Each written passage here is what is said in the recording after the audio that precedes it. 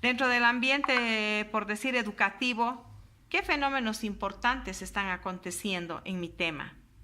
En cuanto a las TICs, ¿qué se habla? Gran parte de ustedes está trabajando sobre TICs, algunos están trabajando sobre competencias. ¿Qué desarrollos ha habido respecto de mi tema? Por ejemplo, en la tecnología, ¿qué cosas hay en la industria? ¿Qué nuevos fabricantes? En el campo de la propiedad industrial, ¿qué avances se tienen? En el campo del derecho, en el campo de la educación, en el campo de la salud. Es decir, conocer el balance que actualmente se puede hacer acerca de mi tema. ¿Qué más podemos decir? ¿Para qué sirve? El estado del arte sirve al investigador como referencia para saber qué se ha hecho y evitar duplicar esfuerzos o peor, digamos, volver a descubrir la vacuna contra la poliomielitis cuando ya se ha descubierto.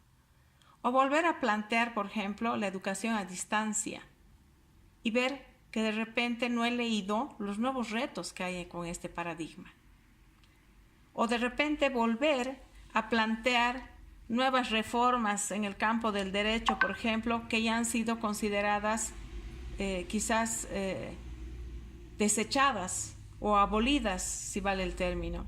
Entonces, el estado del arte va a ser una de las primeras etapas que debe desarrollarse dentro de una investigación, porque se trata de ir tras las huellas de mi tema y me va a permitir determinar cómo se ha trabajado, en qué momento se encuentra, qué vacíos existen, y para esa elaboración es importante establecer un periodo de tiempo.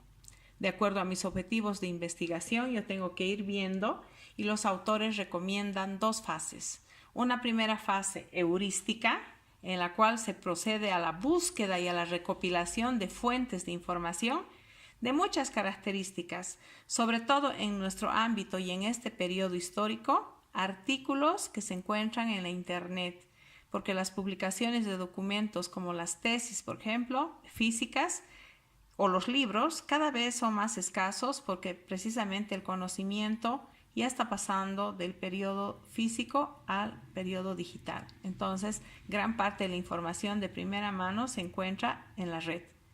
Es importante también investigar para el estado del arte documentos oficiales o privados, investigaciones que en este caso hayan sido aplicadas como las tesis.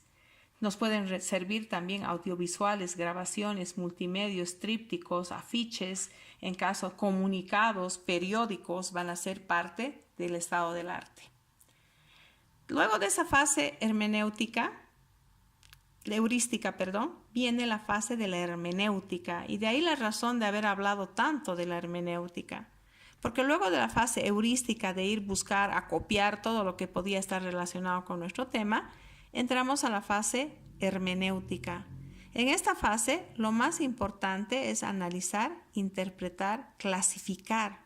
Y aquí sí vendría a profundizar lo que algún momento hemos tocado, ¿no? La cuestión del entender, del comprender el texto, que además haya motivaciones y prejuicios, pero además que logremos encontrar el sentido y la empatía subjetiva con lo que el autor nos quiere decir.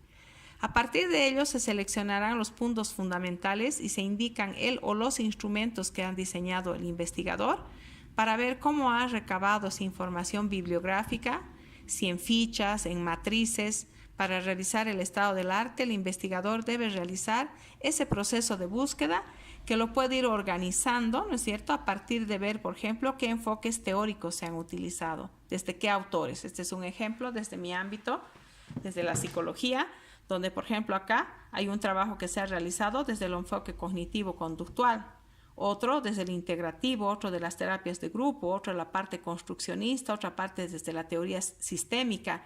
Es decir, está viendo qué tipo de trabajos se han ido desarrollando, ¿no? Y qué temas han ido trabajando estos autores. Yo de acá voy seleccionando en esa búsqueda hermenéutica en un correlato con las necesidades de mi